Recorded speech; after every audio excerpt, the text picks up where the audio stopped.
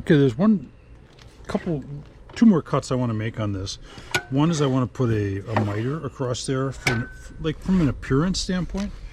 And I'm going to go with a 30. I'm setting it at 30. I could set it at 45, but that's actually too much. And I do want to leave a bunch of material down here because we're going to eventually I think I'm going to put 2 circles in there, 2 round holes, and then put some steel in there to become the feet. So let's just do this, and I'm really just ballparking it. It's not rocket science.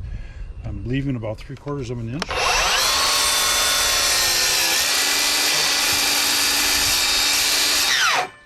Now it doesn't want to go down all the way because it's hitting this right here. So let's see if I can fix that.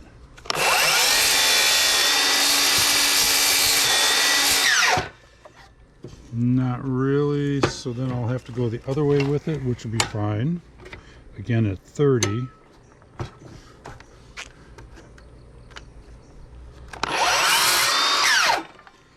So there we go, got that one. And I'll do the same thing. I usually like to cut on the outside so it doesn't get pinched in between there, but I think I'm going to have to cut on the inside on these.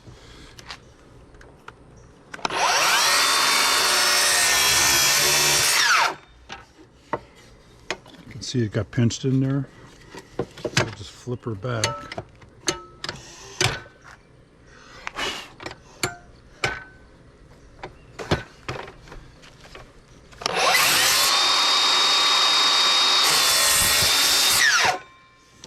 There we go. And we've got that as an angle.